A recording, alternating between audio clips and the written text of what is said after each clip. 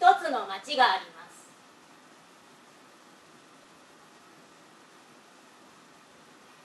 どこにでもある普通の町です。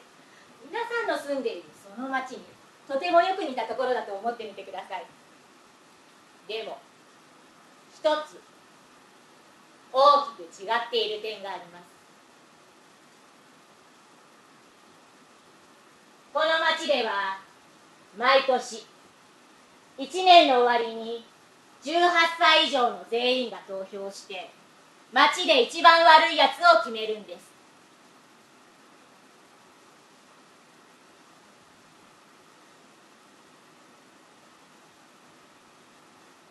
一番悪いやつに選ばれてしまった人は投票のその翌日、ここでは悪人選挙と呼んでいますが、その翌日管理局によって消されてしまいます。消された人がその後どうなってしまうのか、消されるとはそもそも何を意味しているのか、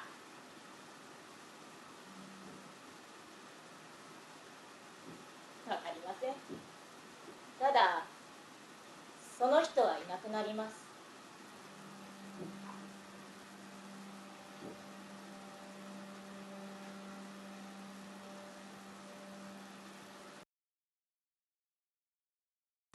町民たちは消された人のことを話題にはしません。投票日から7日の間だけ設けられた嘆きの1週間の期間が終わったら、たとえそれが自分の親であれ、子であれ、恋人であれ、親友であれ、誰も話題にはしません。消された人のことを話題にするのはとても悪いことだとされているからです。これはでも日本の風土もあるんだよな。陰口の文化というか、本音は言ってはならぬものというか、なんかそういう陰湿な何かによってコミュニケーションが阻害されているみたいな、相互不信だよね、やっぱり。なんかすごい陰湿なフラストレーションみたいなのが溜まっていくっていう悪循環が回り続けてるよね。なんかどうやってそれをなんて言うんだろうな、いい循環に戻していくべきなのか、ちょっと別に僕も答えがあるわけじゃないんだけど、なんか青いポストとかは少なくともなんか我々ってこういう種類の嫌な社会に住んでるよねっていうことを、なんか制度的な部分だったりも借りて、あともちろん個人の女性たちの考えを借りてですよね。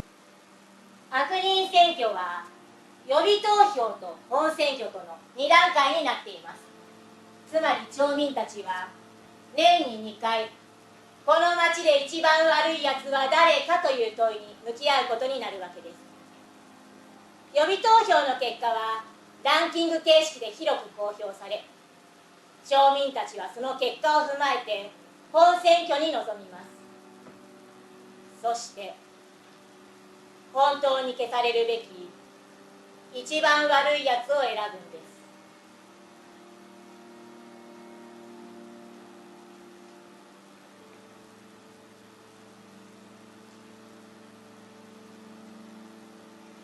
毎年暮れも押し迫ってくると、町の中心に一番悪いやつを決めるための投票箱が置かれます。それが青いポストです。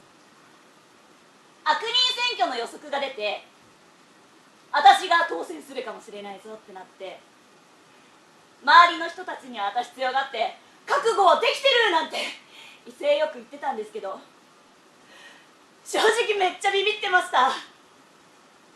だから今心の底からホッとしている自分がいます。本当に心から自分じゃなくてよかったと思ってる私です。だけど言ってやりたかったっていう思いもあったんですよね。もうそのさ、最後消される前にみんなの前で演説する内容とか一人でずっと考えてたんです。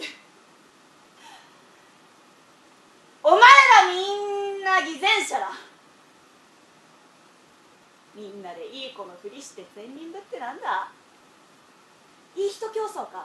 バカじゃねえの。あんたらみたいに嘘にまみれた偽善者よりな、やりたいことやって言いたいこと言ってる私の方が、私らの方がずっとちゃんと生きてるよ。お前らじゃねえか、一番悪いやつは。SNS がどうとかね、なんかネットで好きな人嫌いな人みたいなものが投票っていう形ではないにせよ、なんかすごく出る世の中になってると思うんで、匿名の誰かに裁かれるとか、自分がいつの間にか裁く側に回ってるみたいなことっていうのはネットの文化の中でなんか図らずも浮かび上がってきた構図だとは思うんで、別に誰もね裁かれたり裁いたりみたいな関係性の中で SNS を当初は考えてなかったと思うんですけど、なんか日本は特になんか処罰感情みたいなものが急に爆発する時がありますからね。何重にも抑圧されてますからね、日本中は。強まってるんじゃない？だから自由の拡大じゃなくて、なんか抑圧が強まっちゃってるよね。で別に政府が取り締まるとかじゃなくて、なんかツイッターとかにしたってさ、なんか SNS とかにしたって相互監視みたいなことが勝手に起きるわけでしょ、この国は。マスクとかもそうじゃん。なんかこんなにさ一生懸命マスクしてる国ないわけでしょ。まあ規律正しいといや規律正しいし、公共心っていうものがみんなの中にあるといやそれもそう、お互い思いやる気持ちもある。だから美徳でもあると同時に、やっぱりさ最寄りのコンビニに行くのですらさマスク取っていったらさざわつくよね。なんだこいつっていうか、常識ねえやつだなじゃないけど、なんでこの人マスクしてないのみたいな。今コンビニなんてあれだよ、なんかもうデジタルでさ、セブンイレブンなんてさ一言も発しないでできるわけでしょ。自分の支払い方法ボタンを押してください、これですでピッてやって、何にも言わないで成立するから、別にさマスクなんかしてなくたってさ口なんて開かないでいけるわけだから、飛沫なんか飛ぶはずもないんだけど、それでもマスクしてないと白眼視されるというか、白い目で見られちゃうっていうような感覚があるからね。なんか思ってる以上になんか抑圧されてんでしょうね、我々がね。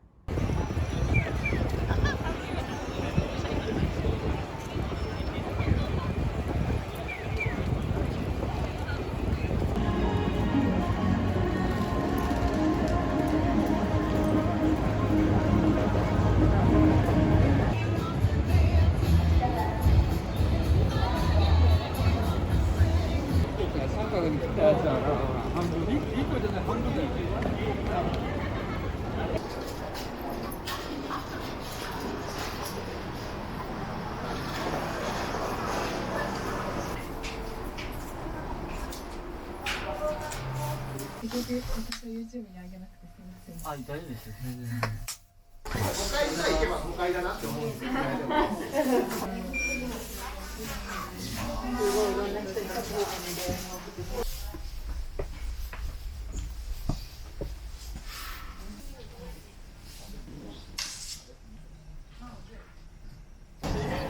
この4パックに今持ってるやつ使われるだけ。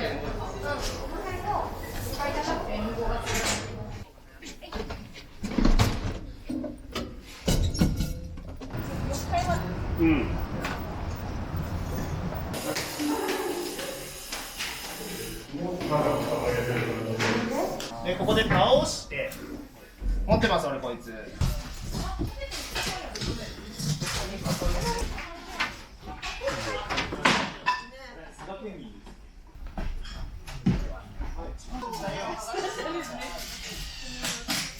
から倒した時に動機も出ないところ。わかりました。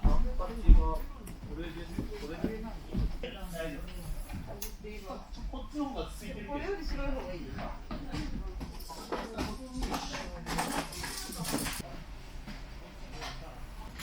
2つとも内側にして大丈夫なので、その時の刈谷さんははい、あちこち動く。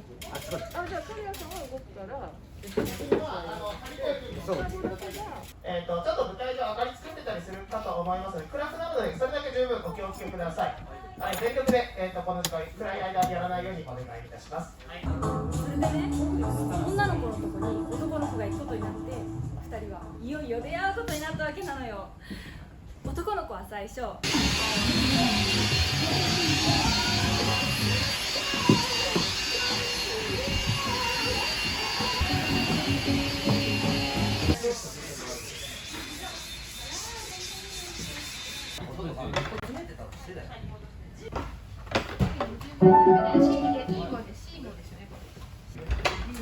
B は使う。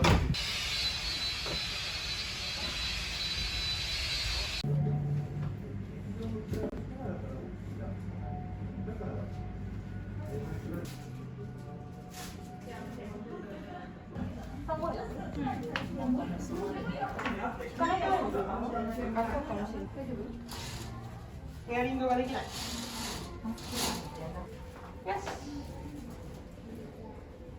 じゃあ開場します。水。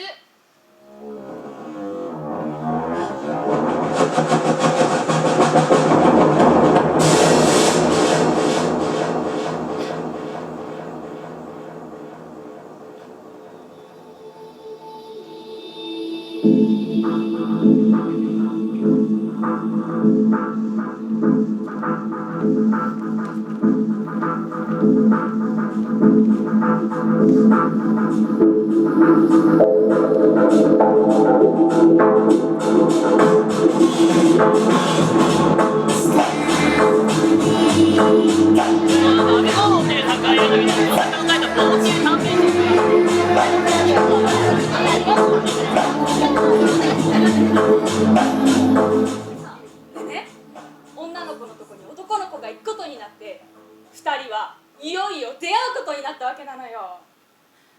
男の子は最初泥だらけのゴム長靴を履いてたんだけど、女の子と出会ったらその長靴がもう手が切れちゃうくらいエッジの効いたラクダ色のブーツになっちゃって、そしたら女の子の方もまつげがくるくるっと上を向いて、目がうるうるして天ぷら食べだったのピッカピカな唇になっちゃって、そんで2人は最高のカップルになったのよ。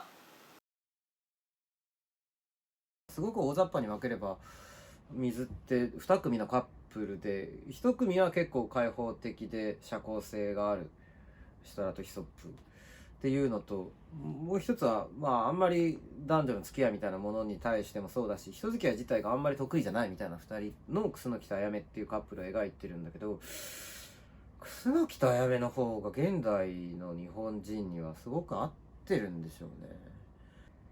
あんまりエネルギーを人に当てないんで、日本人が特に恋愛感情みたいなことになるとなおさらかもしれないし、でももっと怒りとかにしてもそうかもしれない。でもとにかく人に当てないんで、この国の人たちは。それがだから自分の中でぐるぐるしちゃうみたいなこと、愛の積極性みたいなものもあんまりないし、怒りの攻撃性みたいなものもすごく低いっていうのがすごく現代の日本人に顕著なことだよなとは思ってるし、なんか20年劇団やってきていろんな俳優さんその時々見てきたけど、やっぱり若い俳優さんと付き合いがずっとあるんで、なんかどうある意味で僕の定点観測じゃないけど、自分は似たようなことずっとやってるから、オーディションとかね、オーディション来る年代っていつも20歳前後の人とかがやっぱり多いんで、なんか年々攻撃性も低くなってるし、愛情表現みたいなものもストレートに出す人ってなんか年々減ってる気がするよね。そういう展開でいければいいんだろうなってことは頭では分かってるんですけど、体が反応しないわけです。すいません。いいですいいです。私の方だって全然準備万端じゃなかったですし。役立たずですいません。これが本当の役立たずなんて。ダジャレは嫌いです。なんだか笑いを強制されている気がして。いや別に強制するつもりはないよ。でも今のってやっぱり。いやそんなつもりはないって。よくないもんね。笑いを強制するのはよくない。そもそもダジャレなんていうのは前頭葉の退化した中高年が苦し紛れに最後にひり出す我々の産業廃棄物のようなもので本当にすいませんでした。そんな私こそ抱き合ってるのにときめかないのは誰のせいですか？さあ、なんか女の子はよく言うじゃないですか。ドキドキするとかキュンとするとか。チュンとするとか言ってません言ってません。エグザクトリー。楠木さんのせいじゃないような気がするんです。私がときめかないのって別に。そっか。はい。あやめさん、この先もずっとこういうことがうまくできなくても満足してもらえますか？満足って何に？だからあなたに？満足ですか？いやもういいです。別に答えてくれなくて大丈夫なんで。いやごめんなさい。なんかいや満足でしょ。するのかな。じゃあ例えば今日楠木さんは満足でした。満足でした。ってことは私も満足かな。いやってことはって。楠木さんが満足してくれることに満足してるんです。そうですか。はい。じゃあ僕は不満です。じゃあ私も不満になっちゃいました。何大丈夫だよ。ねえ、私がかかったのってさ、水が欲しくなっちゃう病気？飲むと悪くなっちゃう病気なんだって。なんで前より喉が渇くようになったの？それは飲んでないからじゃない？嘘。嘘じゃないよ。俺だって1日にスプーン2さじとかそんなちょっとしか水飲めなかったらすごく欲しくなると思うもん。じゃあヒソップの病気なんじゃない？俺は違うよ。なんで？だって別に俺そんな普通っていうか体は別になんともない人だから。いや気づいてないだけだって。本当はヒソップもすごい水飲みたくなる病気にかかってんだよ。そうだ、絶対そうだけど気づいてないんだよ。本当はめちゃくちゃ飲みたがっているんだけど今は飲めるから気づいてないの。病気じゃん。そんなの誰だってそうでしょ。飲みたくない人だっているかもよ。それはないでしょ。水飲まないとだっていやそれは違うよ。何水飲まないと何？水飲まないと死ぬ？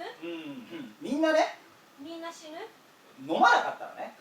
だからみんな水が飲みたくなる病気なんだよ。じゃあどうして私だけ飲んじゃいけないの？なんか触られて安心とかさ、触って安心とか本当は人間っていっぱいあるはずだから、特に日本人って触らない文化じゃん。握手もしなけりゃハグもしない、キスなんてもっとしない。なんかこんなに触らない文明になっちゃうっていいことなのかっていうのは疑問が残りますけど、止められないですね。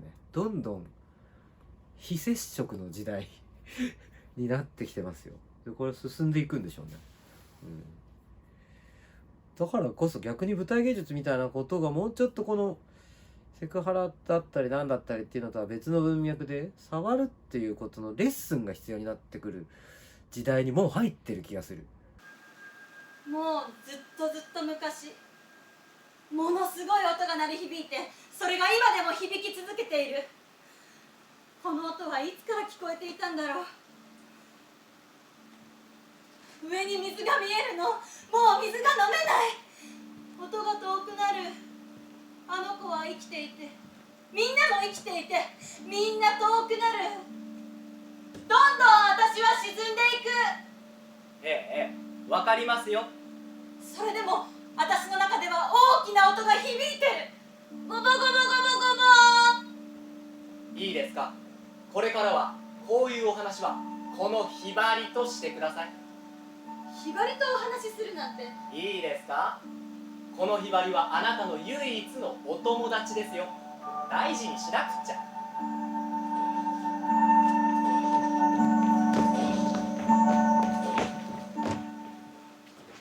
聞こえなかったんですか？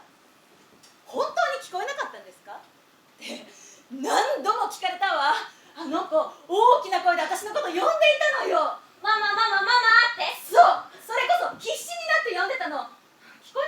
ないってみんな言いたかったのよ。自分の娘の声が聞こえなかったはずがないって。だからね、私は耳が悪いのかもしれないなんて思うようになったんだけどさ。って聞いてる？聞いてるよ。それでもあんたひなが欲しいの？欲しい。あかんないやつね。親子なんてそんないいもんじゃないってのに。音が遠くなってるの。私またゆっくり湖の中に入っているみたい。あれ？ヒソップは？ヒソップはいるの？いるよ、いる。ヒソップはいない。ヒソップはいない。撫でて。撫でるよ、撫でる。本当に撫でてるの？もう感覚がない。私バタバタ暴れたりなんかしないでちゃんと沈んでく。今度こそちゃんと沈んでくよ。すごーく浅いとこなのよ。私は浅い浅い水の底にいてだんだんだんだん沈んでいくの。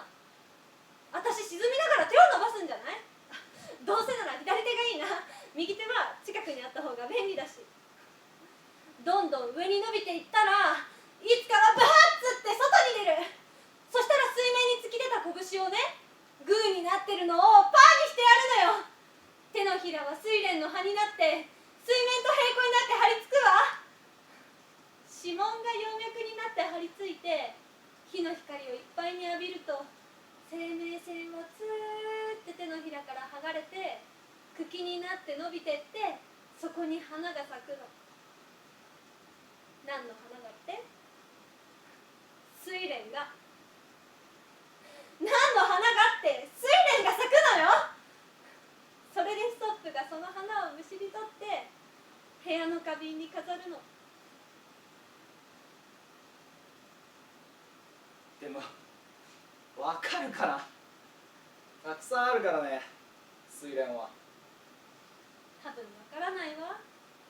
だって私たちすごく遠くにいるんだから。じゃあサインを決めておこサイン？う。そしたらうまくいくんじゃないかな。こうやって手を叩いたらそれがサインで、それまではむしり取られそうになっても頑張ってしがみついてるんだよ。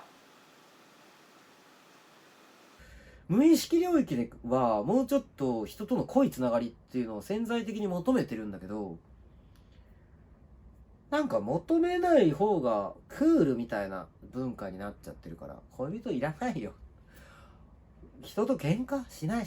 誰とも揉めたくない。家で一人で Amazon プライム見てますみたいな。猫でも飼いたいなみたいな。人と愛情っていう意味でも怒りっていう意味でもなんかぶつかり合いもしたくなければ、愛情で濃いつながりも作りたくない。でとにかく人とつながることへの恐れっていうのはすごく大きいから、今まで誰にも起こったことないです、怒鳴ったなんてことはないですっていう人とかもそういうシーンをやってみたいというか誰かに感情をぶつけてみたいみたいな、許容されてないからね。負の感情みたいなものを誰かにバーンとぶつけるみたいなことが自分が自分に対して許してあげてないから、孤独なんじゃない？みんなそう言えもしないけど本当は孤独だ、寂しい、誰かとつながりたい、こんなこと言えもしないけど本当は寂しいから誰かと関わりたいっていう気持ちで演劇やってる人は多いんじゃないかなとは思うよね。なんか私は愛知県の豊橋市出身なんですけど、その豊橋市ではなんか地元の高校生たちを集めてなんか東京からプロの演出家を呼んで1年に1回なんか舞台を作るっていう企画があって、でその第1回から参加したんですけど、その第1回の東京のプロの演出家が雨宿りの広田さんだった。その時に初めて演劇に出会ったんですけど、なんかその1回雨宿りはどういう劇団かっていうのをなんか見ましょうみたいな会があって、でなんかその豊橋のプラットっていう劇場のちっちゃいホールに集められて、みんなで雨宿りの嬉しい悲鳴っていう作品をみんなで見たんですけど、その時になんか今まで感動とかなんか映画とか小説とか見ても感じなかったんですけど、なんか初めてその時になんか人の心を動かすってこういうことなんだってことを知ってでなんかもうそっからそれがすごい衝撃的な体験で、私これだったら頑張れるかもしれないと思ってで京都の芸大に行ってそこで舞台の勉強をしてで9月11月ぐらいに雨宿りのオーディション受けてで、大学卒業して東京来て雨宿りに入団できて1個目標は達成したっていう感じなんですけど、なんか結構対人恐怖症みたいなところがあって喋ることできなかったんですけど、でその雨宿りの広田さんと一緒にこう地元の高校生豊橋の高校生たちと舞台を作った時になんか同じ目標に向かって同世代の女の子たちが一致団結して本当になんかひたむきに真摯に頑張るっていうのを経験を初めてして、なんかその時に初めて人のことを信じていいんだなっていうのを知って、でもそれすっごいびっくりしたんです私。そこで初めて本当に人を信じるっていう経験をして、でね、ヒソップがアパートから湖にこぼれ落ちた時には本当に不思議なことが起こったの。本当ならザップーンって音がするところだったんだけど、嘘みたいに音がしなくて波も立たなかったのよ。